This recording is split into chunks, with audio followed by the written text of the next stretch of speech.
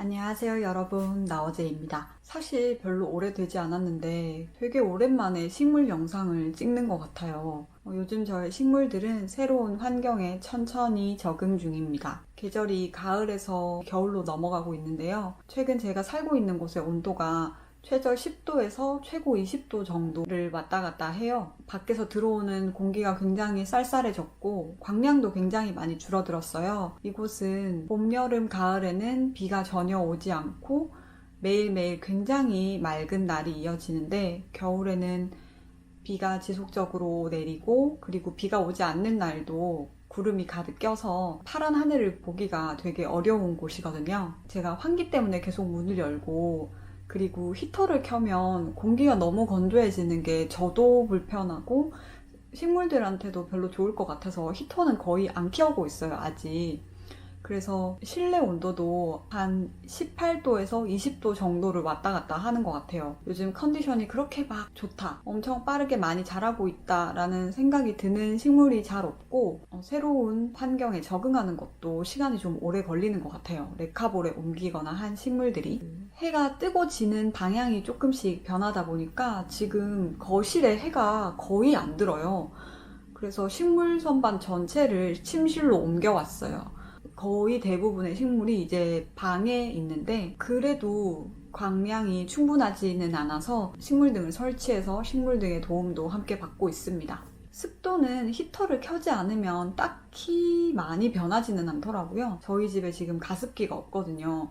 인터넷으로 주문을 해놨는데 배송하는 과정에서 뭔가 문제가 있어가지고 아직 도착을 안 했어요. 가습기가 없는 상황에서 그냥 실습으로 뒀을 때 한 40%에서 45% 정도 습도를 유지하고 있습니다. 그래서 식물들이 굉장히 행복한 컨디션이 아닌 상태에서 열심히 적응을 해가고 있는데 어제는 식물 선반을 다 비워가지고 침실에 있는 모든 식물들을 물 샤워 시켜주고 그리고 니모일이랑 주방세제, 알코올을 섞어가지고 방충 스프레이 작업도 해줬어요.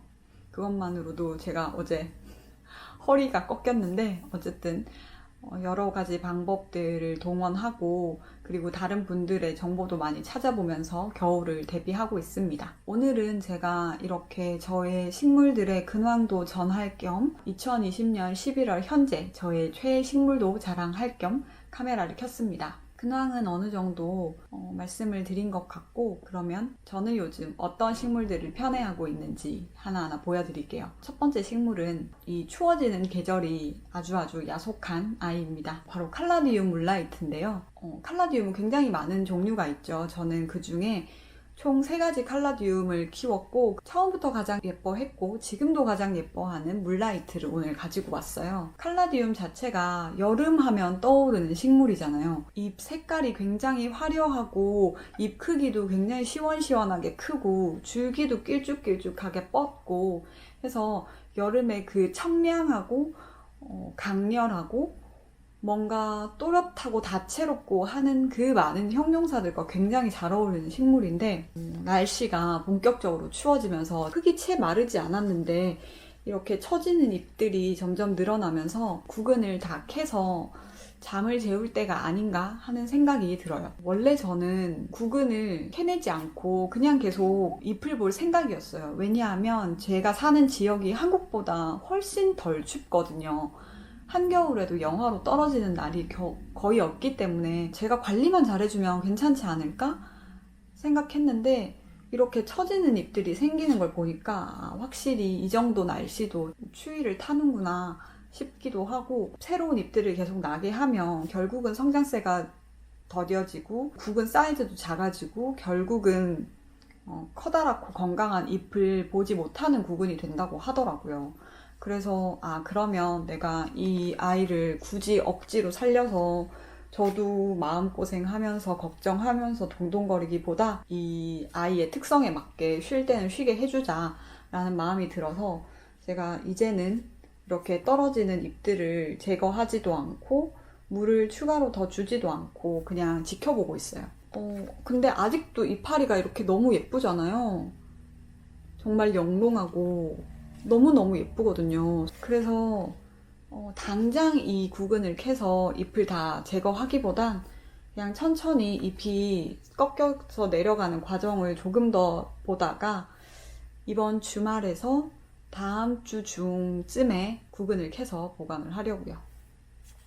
두 번째 식물은 바로 호야인데요.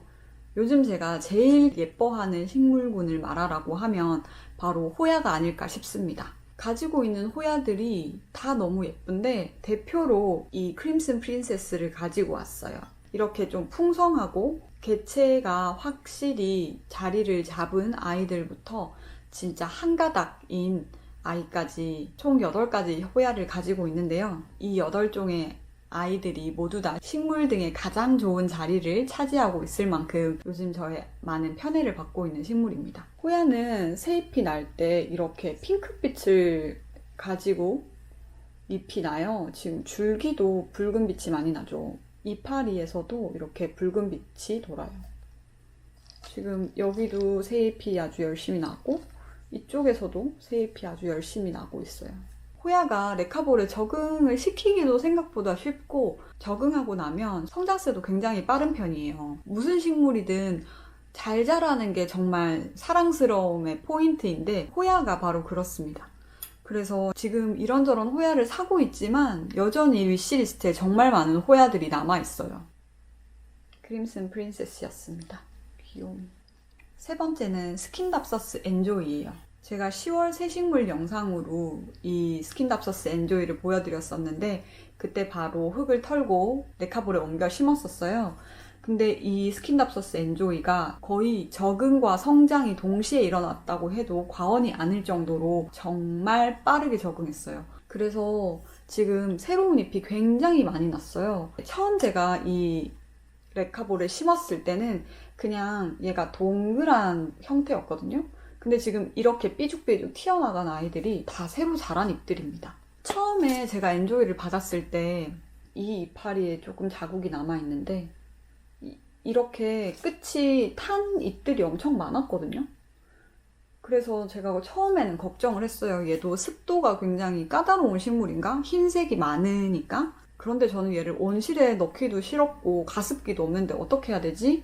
라고 걱정을 했는데 오히려 새잎이 더 깨끗하고 더 반딱반딱 예쁘게 났어요. 그냥 너무 예쁜 잎을 굉장히 빠르고 열심히 내주니까 이 식물을 예뻐하지 않을 수가 없겠죠.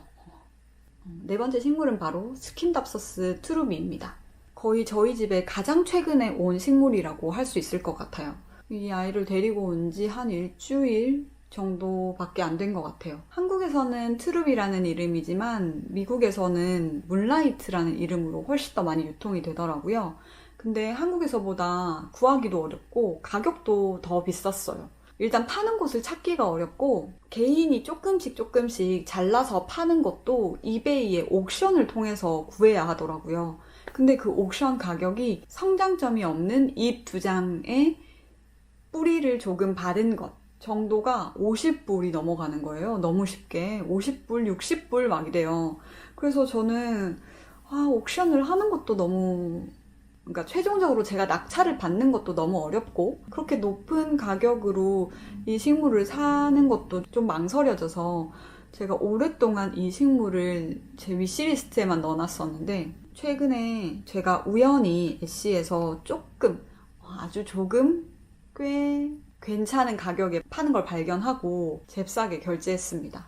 7개의 이파리를 가지고 있고 총 2촉이 왔어요. 한 촉은 성장점이 없는 촉이었고 한 촉은 성장점이 있었는데 제가 그 성장점이 있는 촉을 다시 잘라가지고 총 3촉으로 만들었고 그래서 지금 가장 작은 촉에만 성장점이 있습니다. 성장점이 있는 촉의 줄기가 이렇게 옆으로 다 뻗어져 있어가지고 유리병 같은데 꽂기가 너무 어려워서 어차피 내가 언젠가는 얘를 자를 것 같다라고 생각해서 잘라서 유리병에 이렇게 담았고요. 일단 물에서 겨울을 넘기고 봄에 날씨가 따뜻해지면 레카볼에 옮길 생각입니다. 근데 스킨답서스 투루비가 성장이 느리다고 소문이 진짜 자자하더라고요. 그래서 사실 얘가 언제 제대로 된 성장을 보여줄지 성장점이 없는 촉들에서 언제 성장점이 트여가지고 새잎을 내줄지 사실 굉장히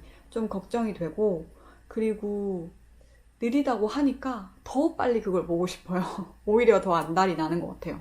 자기 컨디션을 찾아가지고 통통하게 물이 올라서 새 잎을 막 내주면 얼마나 예쁠지 너무 기대가 되고 설레고 그래요. 근데 빨리 안 보여줄 것 같아요, 그 모습을. 5번째 식물은 버건디 고무나무입니다.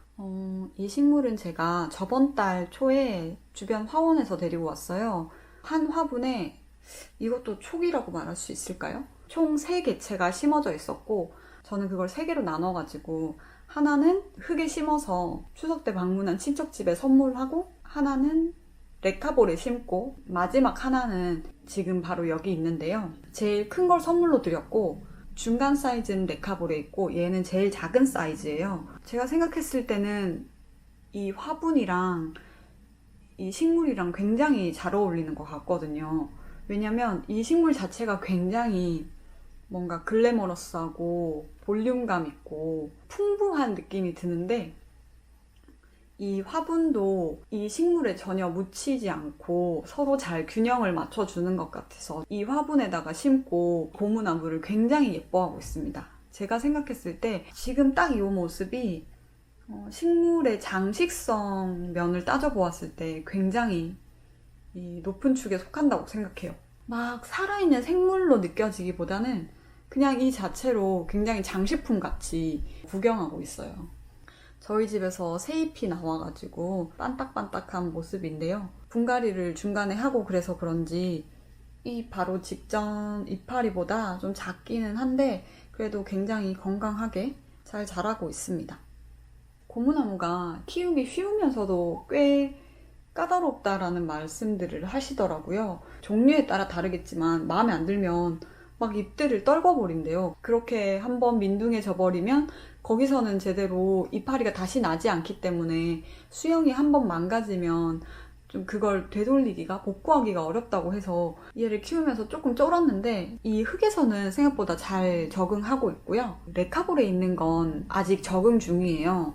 겉 화분에 거의 물이 없게 말라있는 상태로 유지하면서 잎이 너무 처지고 갈증이 나 보일 때만 레카볼을 전체를 다 적셔서 물을 주는 방식으로 지금 천천히 레카볼에 적응을 시키고 있는데, 그 개체도 적응이 끝나고 나면 이 아이처럼 새로운 잎을 건강하게 잘 뽑아주지 않을까 기대하고 있습니다. 이렇게 5번째 식물이었어요. 진짜 카메라에서도 굉장히 귀여워요. 귀여워. 곰인형이 아니라 가지고 껴안지도 못하고. 얘가 너무 예뻐요 요즘. 귀여워. 계속 흔들면 화내겠죠? 이렇게 제가 5가지 식물을 보여드려 봤어요. 2020년 11월 제 최애 식물 5가지였고요. 사실 제가 예뻐하고 눈 뜨자마자 쳐다보고 얼마나 자랐나 확인하고 오늘은 컨디션이 또 어떤가 문안을 여쭙고 하는 아이들이 굉장히 많은데, 오늘은 아프고 힘들고 보살핌이 필요해서 제 사랑을 듬뿍 받는 아이들보다는 건강하고 잘 자라고 속도 안 썩이고 무던하고 든든해서 제 사랑을 많이 받는 아이들로 골라왔습니다. 갑자기 저기서 굉장히 엄청난 햇빛이 들어오네요. 해가 지기 전에 구름에서 살짝 삐져나왔어요. 오늘도 하늘이 다 구름으로 덮여가지고 해가 거의 없었는데 떨어지는 해가 마지막으로 힘을 내고 있습니다. 이렇게 햇빛을 받으면서 저는 인사드릴게요.